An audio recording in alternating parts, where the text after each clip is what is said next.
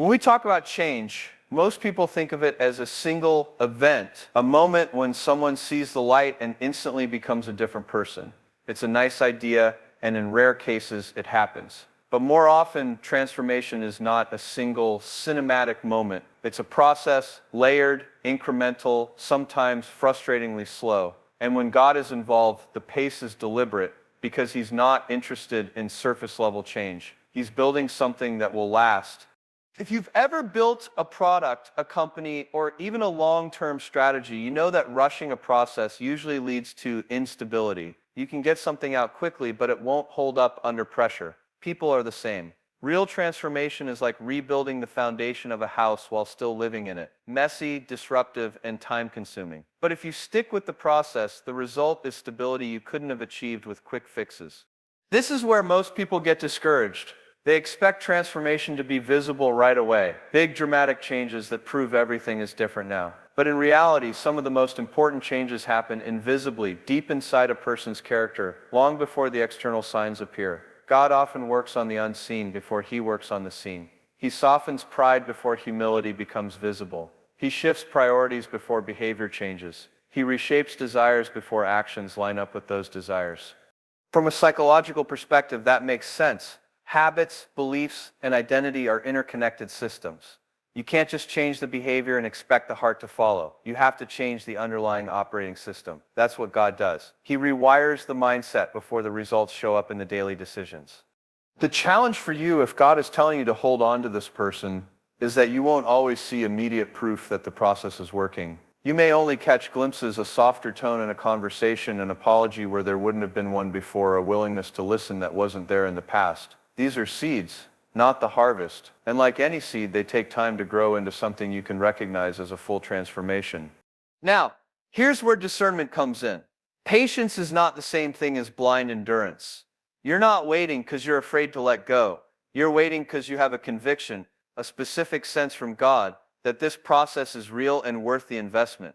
That conviction should be rooted in more than just hope. It should be based on small but consistent signs that the person is actively leaning into change, even if they stumble along the way. There's a big difference between someone who is struggling forward and someone who is standing still. One is engaged in the process, the other is avoiding it.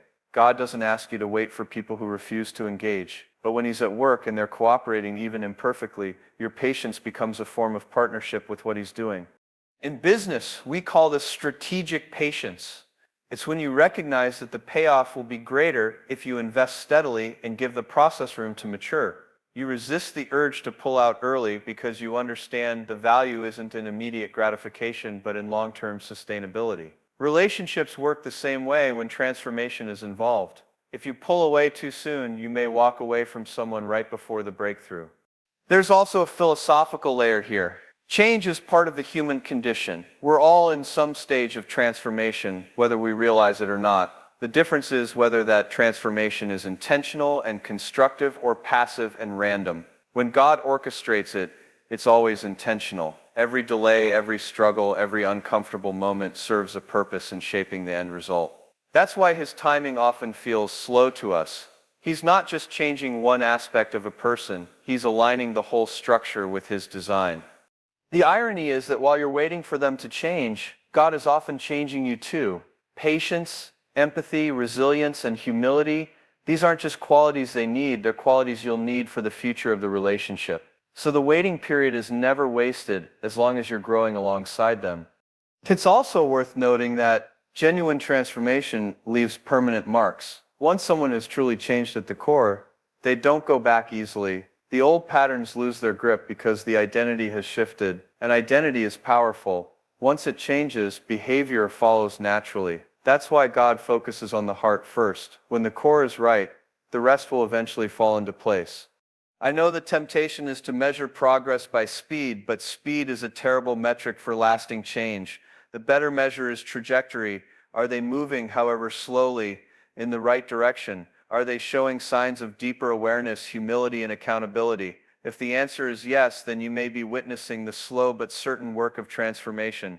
And if God is telling you not to let them go, it's because He can see the finished product while you're still looking at the construction site. He sees the version of them that is whole, ready, and aligned with your purpose.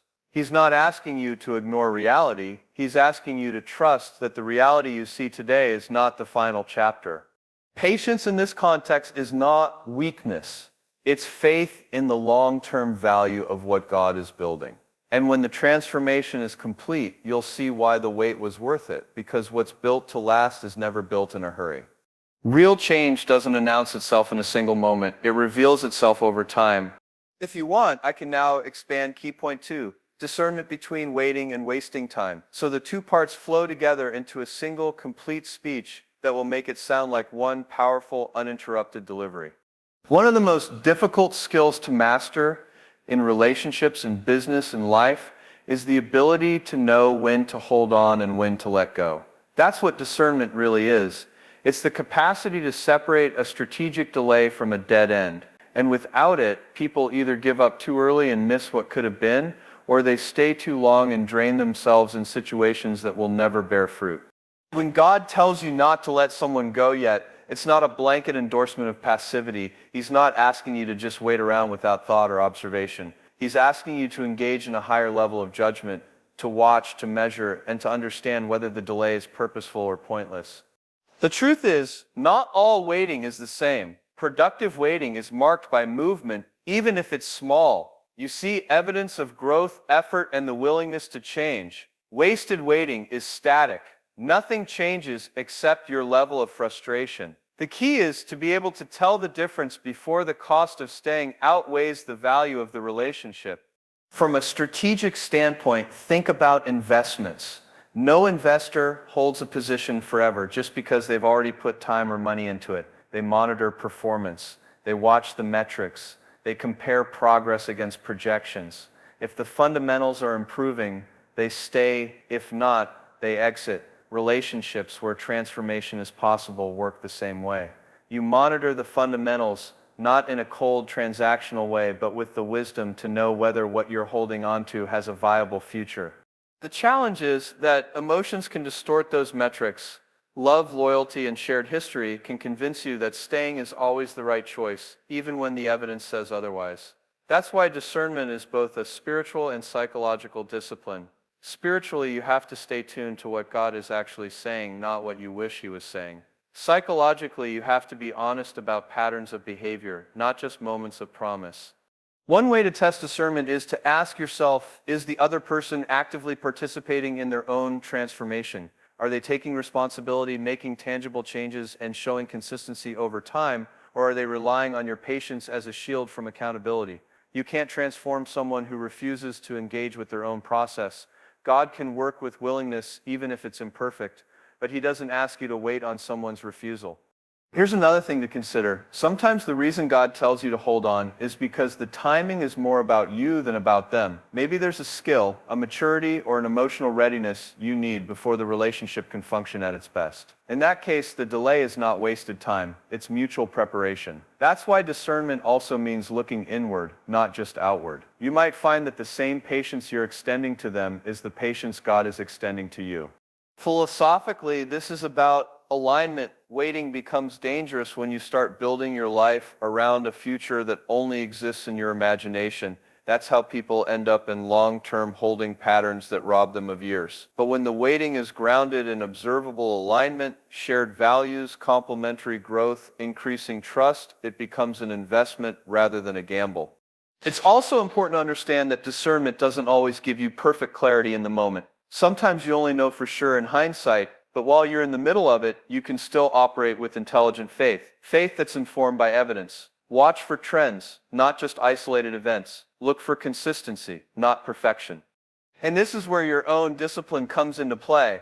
You can't afford to ignore red flags just because you're emotionally attached, nor can you afford to walk away from something that's genuinely growing just because it's not growing fast enough.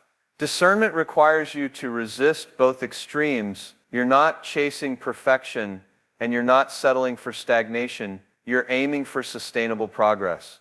From a business analogy, think of it like product development. A prototype doesn't have to be flawless before you decide to keep developing it, but it does have to show potential in its early iterations. If every test reveals the same fatal flaw with no improvement, you don't keep pouring resources into it. But if each iteration gets closer to the target, Even with some setbacks, you know you're on the right path. That's what productive waiting looks like in relationships. Slow, measurable improvement toward the shared goal.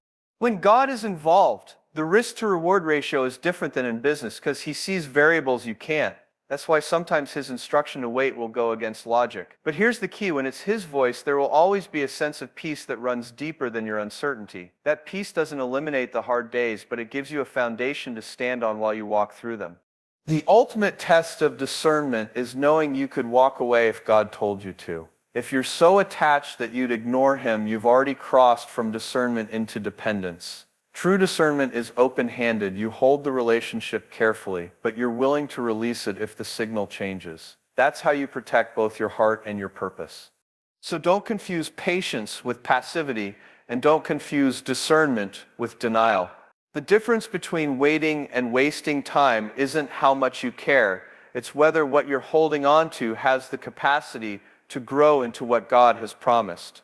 And if God is saying, don't let them go yet, it's because he knows that the story isn't finished. He sees the trajectory, not just the moment. And if he's willing to invest in their transformation, you can trust there's something on the other side worth holding on to. Discernment doesn't just protect your time, it protects your destiny.